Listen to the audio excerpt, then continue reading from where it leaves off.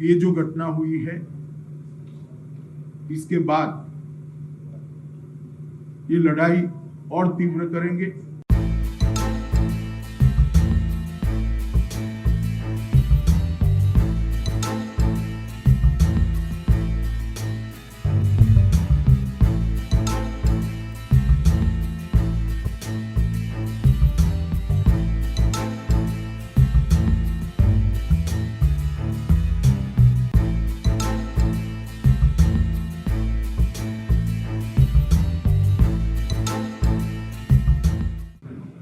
विगत कुछ वर्षों में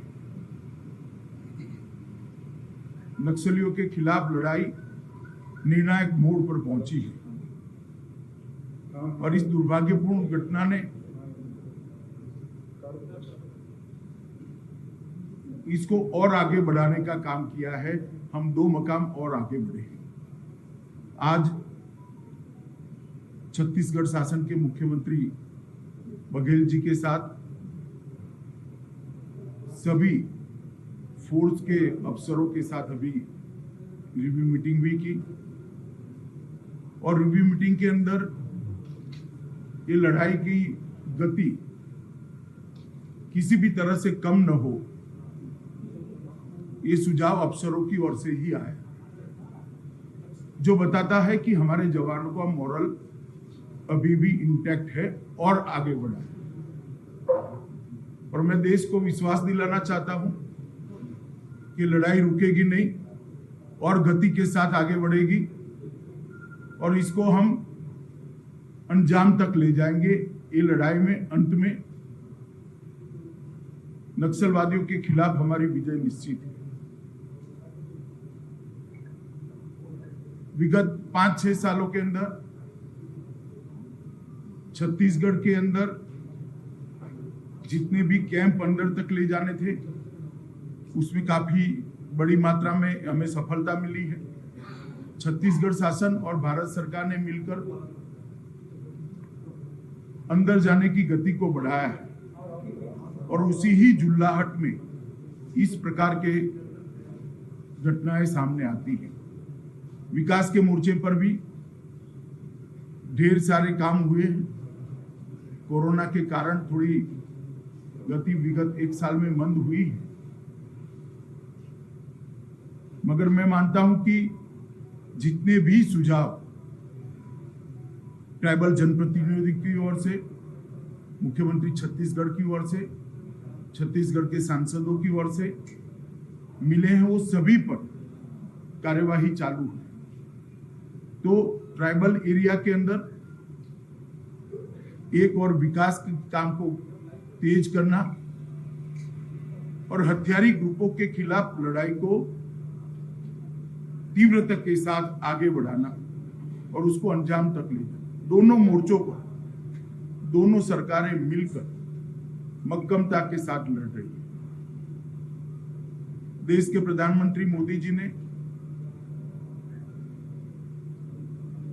ये पूरी लड़ाई को लॉजिकल एंड तक ले जाने के लिए भारत सरकार की प्रायोरिटी पहले से ही तय की हुई।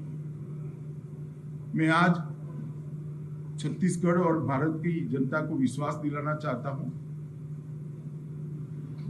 ये जो घटना हुई है, इसके बाद ये लड़ाई और तीव्र करेंगे और ये लड़ाई को हम निश्चित रूप से विजय में परिवर्तित करेंगे। जो जवान शहीद हुए हैं, उनके परिजनों को भी मैं ये बात कहना चाहता हूं कि आपके भाई ने, आपके पति ने, आपके बेटे ने जो देश के लिए सर्वोच्च बलिदान दिया है, उसको देश कभी भुला नहीं सकता। मैं भारत सरकार की ओर से आपको इतना ही कहना चाहता हूं कि संकट की, दुख की इस घड़ी में पूरा देश आपके साथ खड़ा है और आपके परिजनों का जो बलिदान है वो व्यर्थ नहीं जाएगा। इन्होंने जिस उद्देश्य के लिए अपना सर्वोच्च बलिदान दिया है, वो उद्देश्य को हम जरूर सिद्ध करेंगे। फिर से एक बार मैं शहीद हुए जवानों को श्रद्धांजलि देना चाहता हूं और उनका सर्वोच्च बलिदान जो है वो व्यर्थ नहीं जाएगा, इसके लिए मैं देश को विश्वास दिलाता हूं। हवाई हमला भी हमारे जवानों ने बहुत ही साहस का परिचय देते हुए नक्सलियों का मुंहतोड़ जवाब दिया है। जबरदस्त ये मुठभेड़ मैं नहीं कहूँगा बल्कि एक युद्ध की स्थिति थी जिसमें 4 घंटा तक के लगातार हमारे जवान लड़ते रहे, जिसमें डीआरजी के एसटीएफ के कोबरा के और सीआरपीएफ के जवान शहीद हुए, घायल भी हुए हैं। और पहली बार ऐसा हुआ है कि नक्सलियों की जो नक्सली मारे गए उसके लाश भी लाए और उसके हथियार भी लाए। ये भी आपने देखा कि मीनपा की घटना भी हम आगे बढ़ के उनके साथ लड़ाई लड़े और उनको भी क्षति पहुंचाए। लगभग 26 नक्सली उस समय मारे गए थे। इस समय भी बड़ी संख्या में नक्सलियों के मारे जाने की सूचना है। 4 ट्रैक्टर में वो लाशें और घायलों को ले गए हैं, ये भी जानकारी है। कुछ दिनों में वो संख्या भी सामने आ जाएगा, 2-4 दिन में। तो नक्सलियों को भारी क्षति इसमें हुई है।